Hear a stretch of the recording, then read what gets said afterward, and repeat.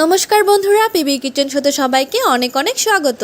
কচু শাক ভর্তা কিন্তু আমরা অনেকেই অনেকবার খেয়েছি, কিন্তু একবার এইভাবে রান্না করে দেখেন, অসাধারণ হয় খেতে। শুধুমাত্র এই কচু শাক ভর্তা দিয়ে কিন্তু সম্পূর্ণ ভাত খেয়ে নেওয়া যাবে।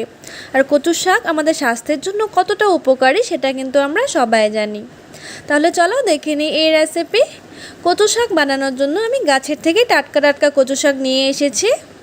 কচু শাকগুলোকে খুব ভালো করে ধুয়ে নিয়েছি। এবার সবার প্রথমে আমরা কচু শাকগুলোকে একটু ভাপিয়ে নেব।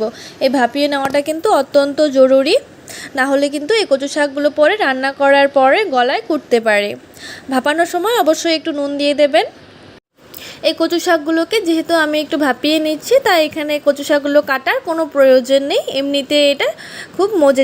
প্রায় 4 থেকে 5 মিনিট মতো কিন্তু আমি কচু শাকগুলোকে খুব ভালো করে ভাপিয়ে নিয়েছি। দেখো, এই কচু শাকের কোয়ান্টিটিটা কিন্তু অনেকটাই কমে গেছে। এবার কচু শাক রান্না করার জন্য আমি গ্যাসে বসিয়ে দিয়েছি একটি প্যান, ও তাতে দিয়ে দেব খানিকটা সর্ষের তেল। এই কচু শাকটা কিন্তু সবসময় সর্ষের তেলে রান্নার চেষ্টা করবেন। এই সর্ষের তেলে কচু শাক রান্না করলে কিন্তু এর টেস্ট অনেকটাই বেড়ে যায়। এই কচু শাক ভর্তার মধ্যে কিন্তু তেলটা একটু বেশি দিলেই এই কচু শাক ভর্তাটা খেতে বেশ ভালো লাগে। তেলটাকে সবার প্রথমে খুব ভালো করে গরম করে নিয়েছি। এবার এর মধ্যে দিয়ে দেব পেঁয়াজ কুচি। আমি এখানে একটা মাঝারি মাপের পেঁয়াজকে এভাবে কুচিয়ে নিয়েছিলাম। তোমরা চাইলে কিন্তু এই পেঁয়াজের কোয়ান্টিটিটা বাড়িয়েও নিতে পারো। তারপর এর মধ্যে দিয়ে দেব গোটা কয়েক কোয়া রসুন। আমি কিন্তু এখানে দুভাগে রসুনটা ব্যবহার করব। প্রথমে আমি এই গোটা কোয়া রসুনটা ব্যবহার করছি। তারপর আমরা এই পেঁয়াজ আর রসুনটাকে খুব ভালো করে ভেজে নেব। সবার প্রথমে আমরা সাধারণত যেভাবে পেঁয়াজের বেরেস্তা বানাই, ঠিক সেইভাবেই কিন্তু পেঁয়াজ আর রসুনটাকে ভেজে নিতে হবে। তোমরা দেখে ঠিক বুঝতেই পারছো পেঁয়াজ আর রসুনটাকে ঠিক কতটা ভেজে নিতে হবে। এবার আমরা পেঁয়াজ আর রসুনটাকে তুলে নেব।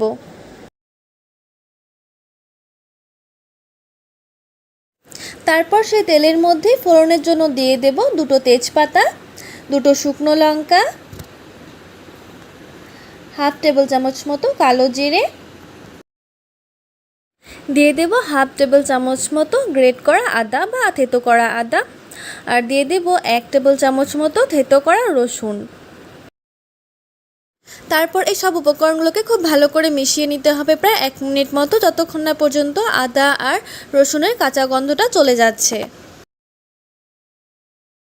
সব উপকরণগুলো খুব ভালো করে ভেজে নিয়েছি। এবার এর মধ্যে দিয়ে দেব ভাপানো কচু শাক।